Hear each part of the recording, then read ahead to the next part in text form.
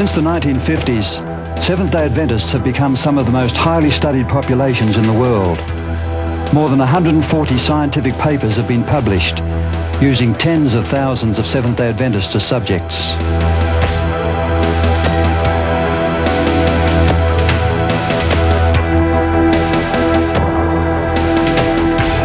How is it? 120 over 80, right on the mark.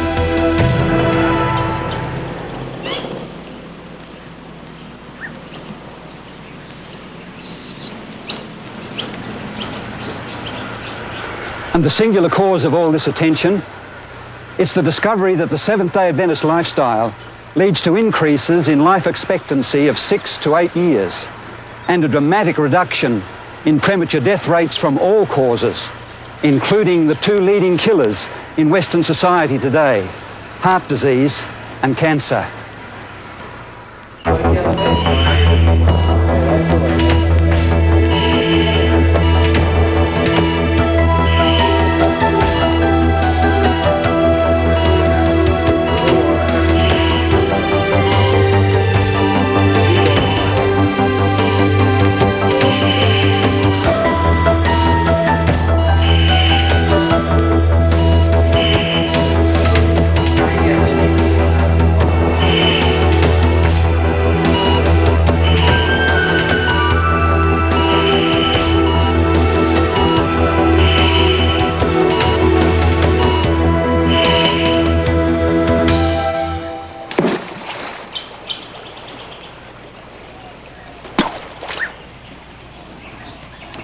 So what is the magic formula?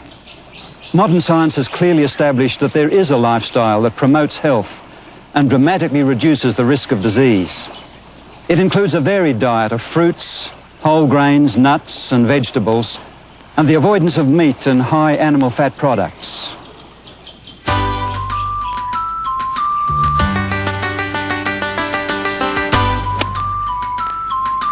But equally important are adequate sleep, exercising in the open air, drinking plenty of water, and abstaining from the use of tobacco, alcohol, coffee, tea, and other drugs.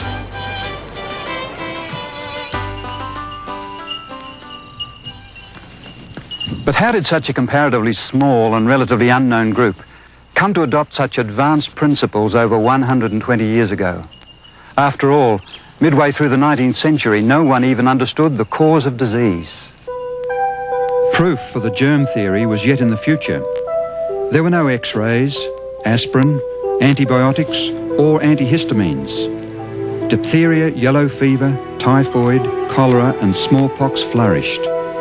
Tuberculosis, known as the White Plague, was the leading cause of death in the urban northeast of America and was accepted as a form of divine affliction. Malarial fever, called the ague, was considered a normal condition of westbound settlers. But even more bizarre than the diseases themselves were their supposed cures. To relieve their patients' sufferings, physicians prescribed calomel, or chloride of mercury, strychnine, arsenic, mercury, saltpeter, opium, alcohol, and tobacco. Many physicians denied their patients water both internally and externally, while others performed amputation with anything but rust-free implements and without the benefits of anesthetics.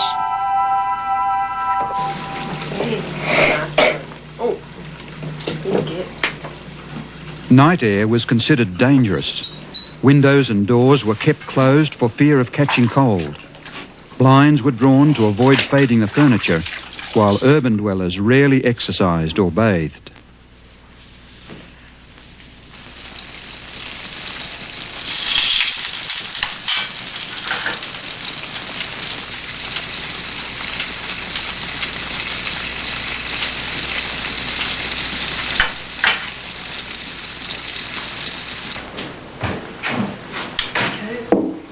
The typically heavy diet of the day was made up predominantly of meat filled with grease, hot with condiments, and washed down with tea and coffee. Most people ate large quantities of food at any hour of day or night. The use of tobacco was widespread, even being defended by many physicians as a stimulant to the lungs, and its smoke a cure for bronchitis.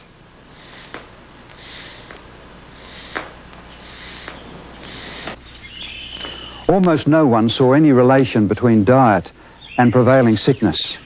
Pioneer Adventist missionary J.N. Andrews expressed the near universal belief that the diseases people suffered were, and I quote, "for the most part wholly beyond our control and ordered by God's hand." I say almost no one, for in the midst of this medical confusion, a few voices were calling for reform. Men like Sylvester Graham, who became the leader of the American health movement of the 1830s. He called for a return to nature and natural methods of healing, and recommended a simple diet, including vegetarianism and especially whole wheat products. Food was to be prepared as free from spices and stimulants as possible. He also condemned tobacco, tea and coffee, alcoholic beverages, and the drugs commonly used in the medicines of the day. Though his reform crusade floundered within 10 years, others soon took it up with renewed enthusiasm. Hydrotherapy, that is healing with water, ice and steam, became popular in America under the leadership of doctors such as James Jackson and Russell Trawl. Both headed water cure institutions and promoted health reform, and both had close relationships with the pioneers of the fledgling Adventist Church.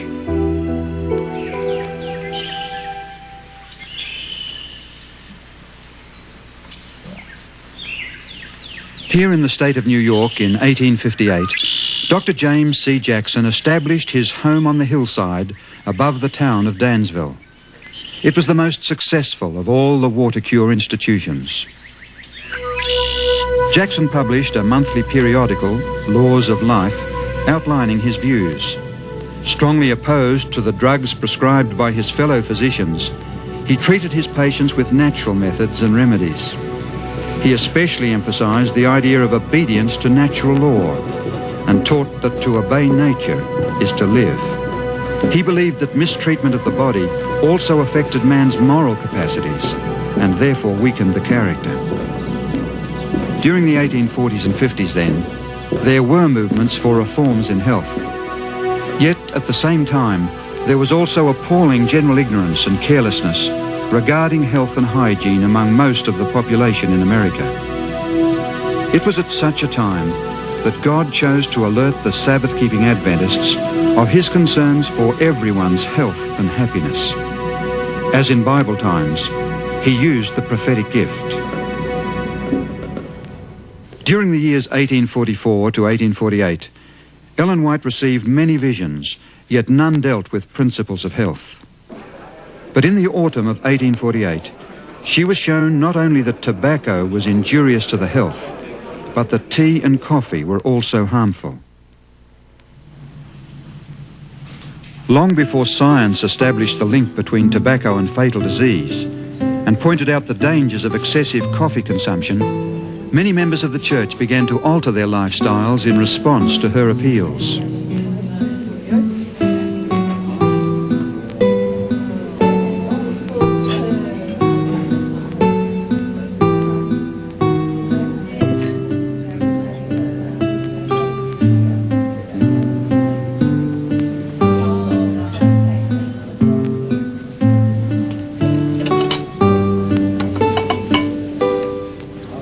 During the years following 1848, the pages of the church's paper enthusiastically reported about battles to give up tobacco, tea and coffee.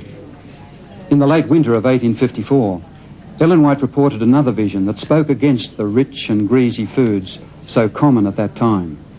She also urged people to take special care of their God-given health by observing strict cleanliness of person and surroundings. The town of Otsego is situated about half an hour's drive by car west of Battle Creek. Early in June 1863, James and Ellen White and a number of friends travelled to Otsego and came to this home, which belonged then to Aaron Hilliard.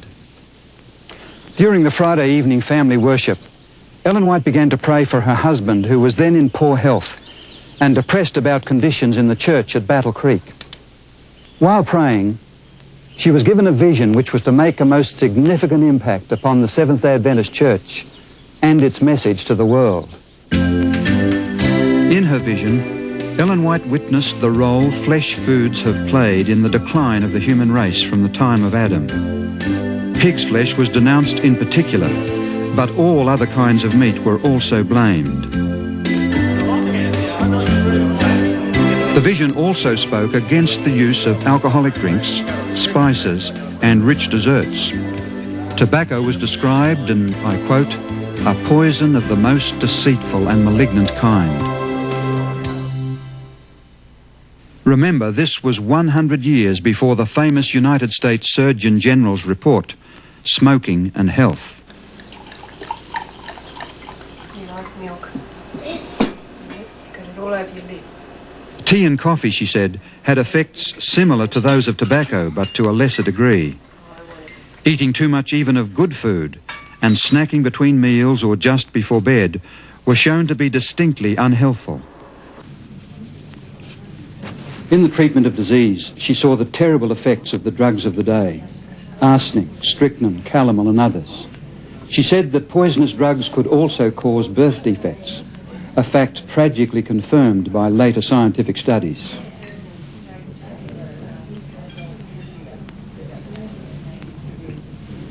The elimination of these unwise foods and practices would have helped anyone to live better. However, the vision not only corrected errors, but gave counsel on the positive side as well.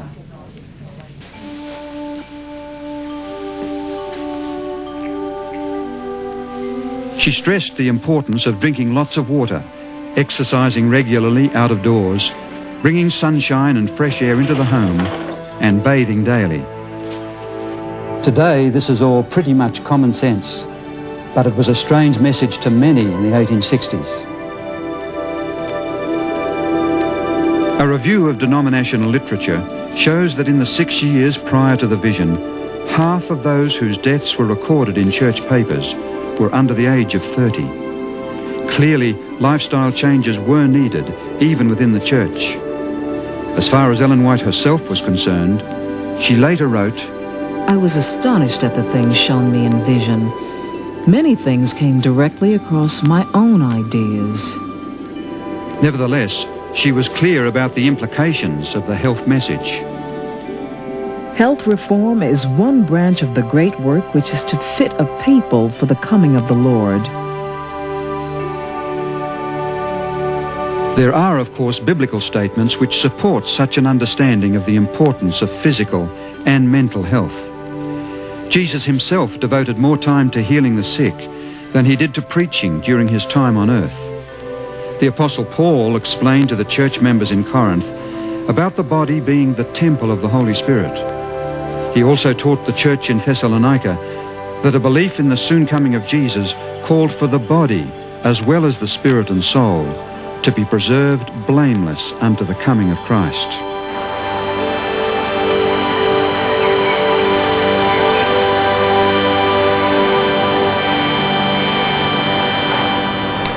It's not difficult to see that Ellen White's concepts merely serve to magnify the biblical view that each person is accountable to God for the preservation of health. But how much did she rely on her contemporaries for her information? Ellen White declared that she did not read any literature on health or know of Dr. Jackson's magazine, The Laws of Life, before the vision. Because of her busy schedule, she did not publish the first account of the vision until 1864. It was not until after this that she turned to some of the current books and journals on health, and as she said, I was surprised to find them so nearly in harmony with what the Lord had revealed to me. She carefully selected extracts from these journals that were consistent with what she'd been shown in vision and included them in her publications on health in 1865.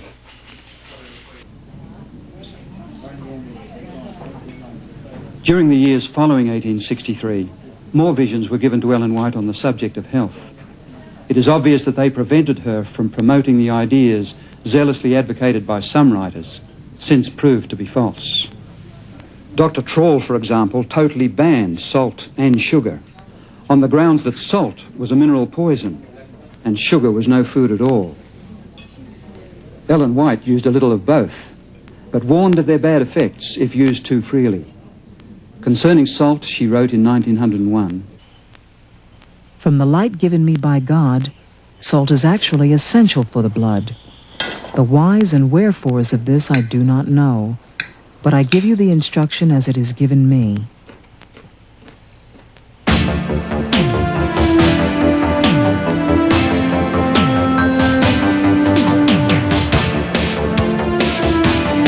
Long before the effects of cholesterol were known, she wrote that olive oil was far preferable to animal oil or fat.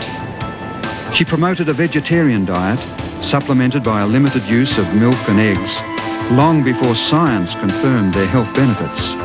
In fact, a vegetarian diet has been found to significantly improve the endurance of athletes. Her concern over refined foods and the use of too much sugar has been amply confirmed by scientific research.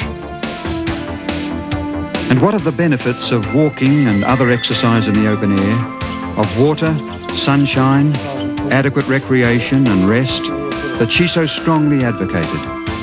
Who would deny them today? But in Ellen White's day, her messages were not without opposition. Contrary to the medical opinion of her time, she advanced the importance of the function of the mind in the healing process. Today, the science of psychosomatics recognizes the vital role the mind plays in conquering disease. So you really don't want to perhaps face work or wherever it happens to be? In June 1982, a joint report was issued by the American Academy of Sciences and the National Research Council entitled Diet, Nutrition and Cancer. It concluded that by making certain changes of diet, a person may substantially reduce the risk of contracting cancer. Reforms suggested include eating largely of fruits, grains and vegetables, and reducing the consumption of fats, salt, sugar and alcohol. Apart from Ellen White's call for total abstinence from alcoholic beverages, this report does not depart in any significant detail from what she herself wrote more than a century before. But what of her own health?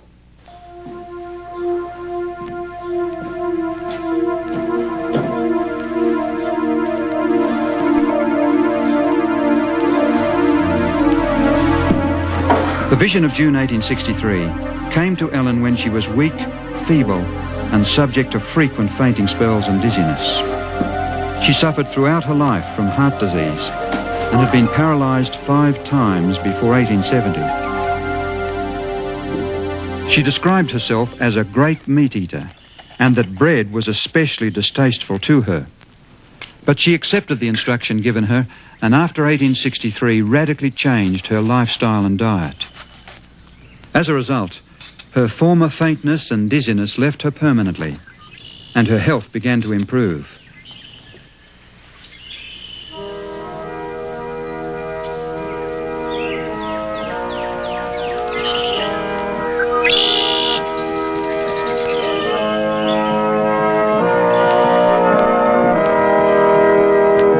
A year or two before Ellen White died at the age of 87, Arthur Spaulding, the storyteller and historian, visited her at Elmshaven.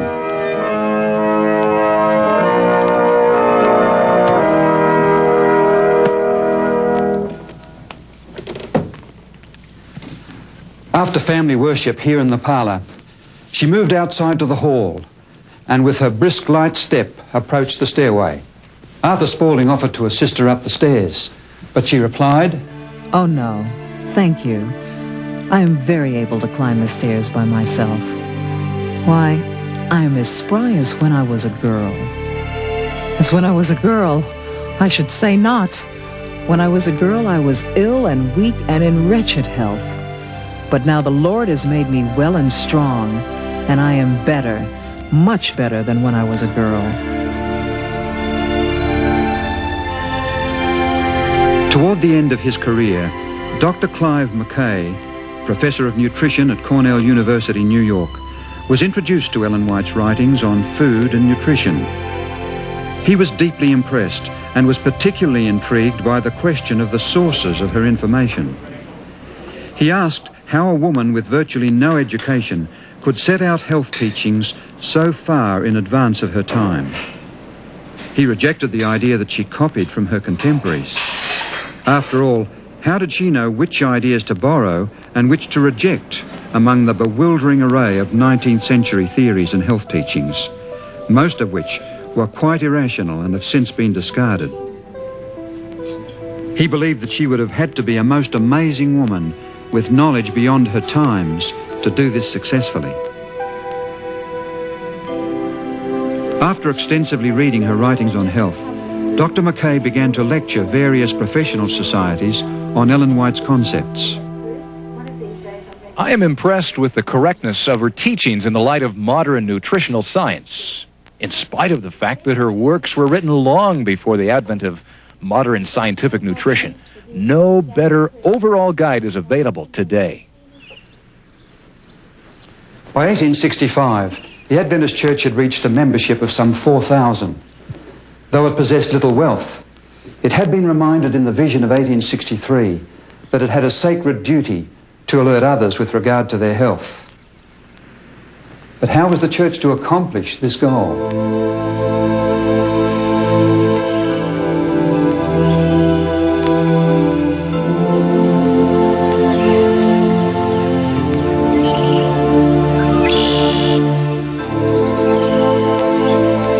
In August 1865, James White succumbed to the burdens and pressures of church leadership and suffered a breakdown in health.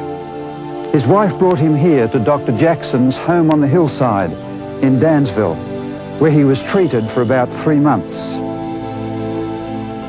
The Whites had an opportunity to observe the principles of health reform in practice and found much to commend.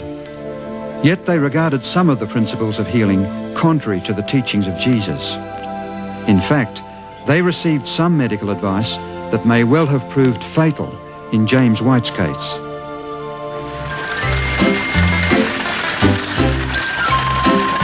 In December, Ellen decided to remove her husband from the Dansville institution, and they journeyed to Rochester in western New York State. Much prayer was offered there on James White's behalf, and on Christmas Day 1865, God responded by giving them a remarkable Christmas present. Ellen White was given a vision in which she saw that the church should begin its own healthcare institution for those who wish to learn how to take care of themselves and thus prevent sickness.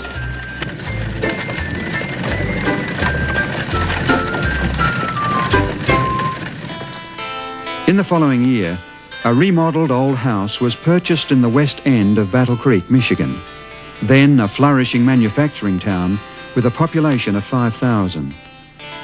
Known as the Western Health Reform Institute, it opened its doors in September 1866 as the first Seventh-day Adventist medical facility in the world.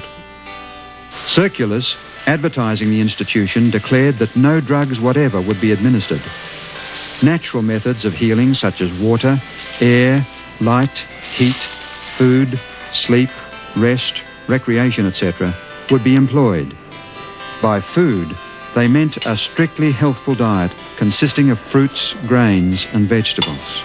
In 1875, Dr. John Harvey Kellogg, a recent graduate from America's prestigious Bellevue Hospital Medical College in New York, joined the staff of the Institute. He had been encouraged and financially supported in his medical training by the Whites. In the following year, at the age of 24, he was appointed medical superintendent of the Institute, a position he retained for the next 67 years. In 1877, the Institute became the Battle Creek Medical and Surgical Sanitarium. It was the same year that Louis Pasteur presented his germ theory to the French Academy of Sciences. The face of medicine was about to experience change, and Dr. Kellogg would play a major role. As the reputation of the sanitarium spread, its buildings were considerably enlarged, and by 1885 it was the largest institution of its kind in the world. During the late 1890s, its staff numbered nearly 1,000. Kellogg became widely known as administrator, physician, surgeon, author, lecturer, inventor, and food manufacturer. He kept abreast of all the latest developments in medical knowledge by extensive reading and travelling to Europe to study under the leading physicians there. He was the author of nearly 50 books with a circulation of over 1 million copies. Some were the first authoritative scientific works ever published in America in their respective fields. He founded a medical college and during his lifetime performed more than 22,000 operations, the last when he was 88 years old. His surgical operations were so neat that the Kellogg scar became a trademark. He conducted over 5,000 public lectures to hundreds of thousands of Americans.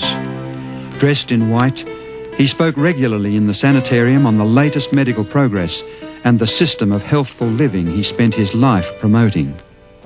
He invented many types of apparatus for the treatment of the sick, including this mechanical horse. President Coolidge used one for daily exercise at the White House.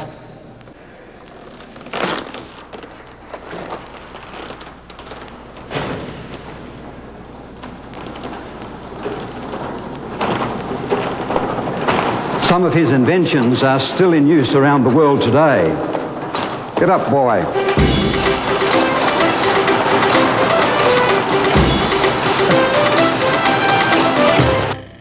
Kellogg also developed scores of health foods, including cornflakes, which changed the breakfast habits of millions.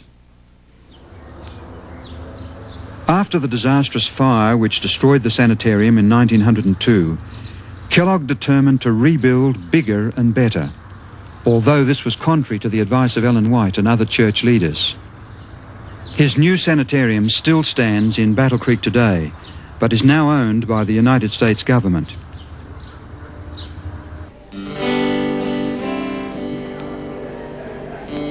Its impressive portico and entrance welcomed many who came to Kellogg for treatment and to learn of his ways to health.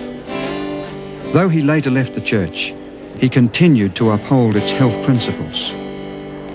Famous visitors during the more than 60 years of his superintendency included industrialist and financier John D. Rockefeller Jr., author George Bernard Shaw, inventor Thomas Edison, Soviet writer Leo Tolstoy, explorer to the polar region Raoul Amundsen, the first woman to fly solo across the Atlantic, Amelia Earhart, and President William Howard Taft, who registered as patient number 100,000. In 1891, Kellogg was asked how the Battle Creek Sanitarium was able to keep 5 years ahead of the rest of the medical profession.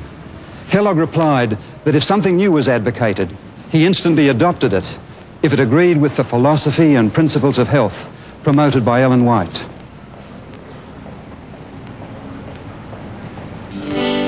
By 1901, it was reported that 27 Adventist sanitariums and 31 treatment rooms were then functioning, not only in the United States, but also in Switzerland, Denmark, England, Germany, South Africa, India, Mexico, Australia, New Zealand, and the Pacific Islands. Ellen White lived in Australia from 1891 to 1900. During her stay, she encouraged the establishment of treatment rooms that were operated initially in the Sydney suburb of Ashfield by 2 nurses who had trained at Battle Creek. Later, the location changed to Summer Hill, where it became a medical and surgical sanitarium. In July 1899, Ellen White called for the building of a sanitarium away from the centre of Sydney that would uphold spiritual values and sound principles of physical and mental healing. Later that year, she was among the group who travelled from Thornley Station, a northern suburb, by way of the bush track around Dog's Head Rock to inspect a 75-acre property that was the highest land in the Sydney area. During the next few years, a 100-bed sanitarium was built. It was officially opened on January the 1st, 1903. Replaced in 1973 by this modern 304-bed facility, the the Sydney Adventist Hospital is committed to the principles of clinical excellence, united with a Christian healing ministry. Thank you. Writing from her home in California in 1905, Ellen White urged establishing more sanitariums in Australia, particularly near Melbourne.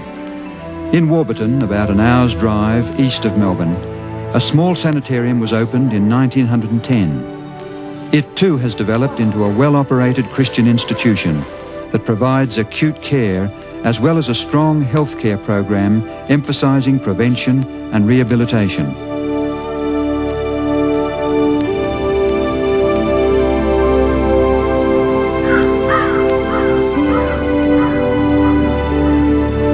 It was in Southern California, however, that Ellen White was to most noticeably influence the church's developing Christian healing ministry.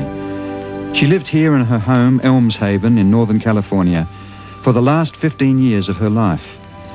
During that time, she was given many night visions concerning the work of the church. In one such vision in 1902, God revealed to her that in Southern California, there were unoccupied properties in the country suitable for sanitarium purposes and for sale at a price far below the original cost. Not long after this, a 3-story building on beautifully landscaped grounds in Paradise Valley, near San Diego, became available for sale. It had been used as a sanitarium and originally cost $25,000, but was now being offered for $12,000 because of lack of water. Negotiations followed for some 18 months until in 1904 the price was lowered to $4,000, far below the original cost, just as Ellen White had predicted. After the property had been purchased, she secured the services of an Adventist well driller, Salem Hamilton. Mr. Hamilton. Ma'am, we've reached 98 feet. Do you realize that it's 10 stories down? Mm-hmm. And we found nothing but dry dirt and sand. Are you sure the Lord wants you to buy this place? I certainly am, Mr. Hamilton. 3 times I was shown in vision that we should secure this property. Well, that's good enough for me, I guess.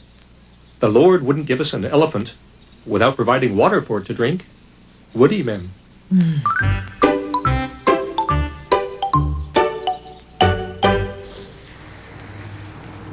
Salem Hamilton returned to his drilling, and within an hour heard the sound of an underground river. Soon water began to seep through, and that night rose 18 feet or nearly 6 meters in the well. The sanitarium's water supply was assured. Still owned and operated by the Seventh-day Adventist Church, Paradise Valley Hospital continues to offer its ministry of healing to the surrounding community.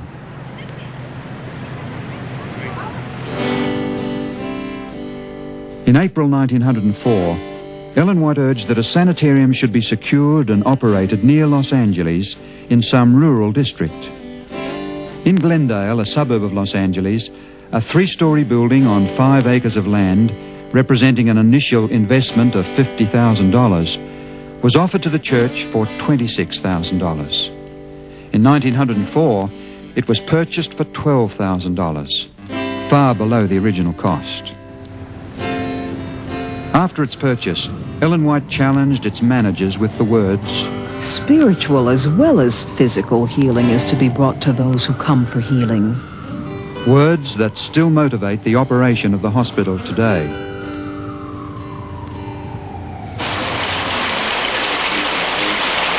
But there was to be a third sanitarium in Southern California.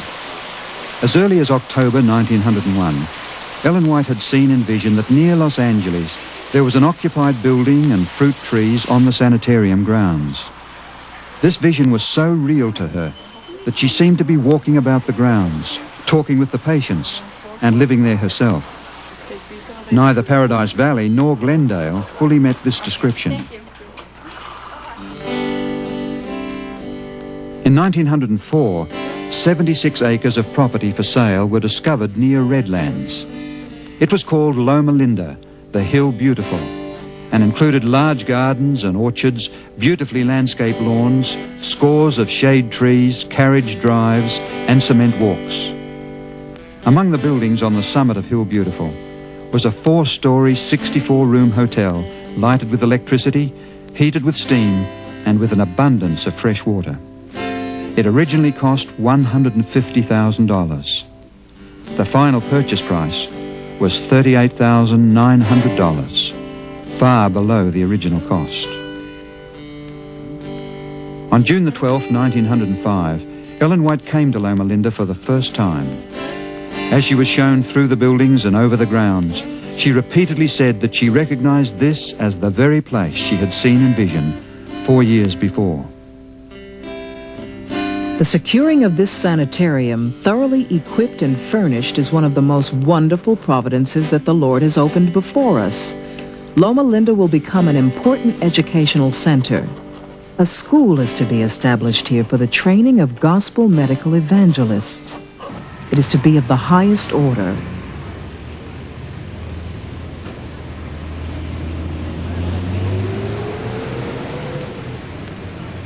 Those who founded it had little money, but they possessed a fortune in faith. Faith in God and in His power to bring health and hope to the suffering. Today, as Loma Linda University, it operates as one of the largest schools of medicine in the western United States and is at the forefront of medical knowledge and research. This proton accelerator, developed for the treatment of cancer, is the first of its kind in the world.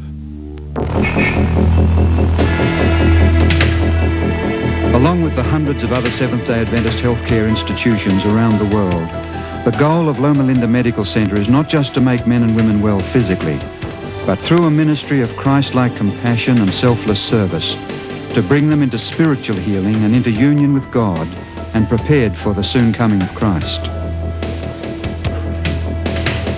Such a goal reflects the overruling purpose of the Seventh-day Adventist healthcare program as revealed to the Church through the prophetic gift bestowed upon Ellen White.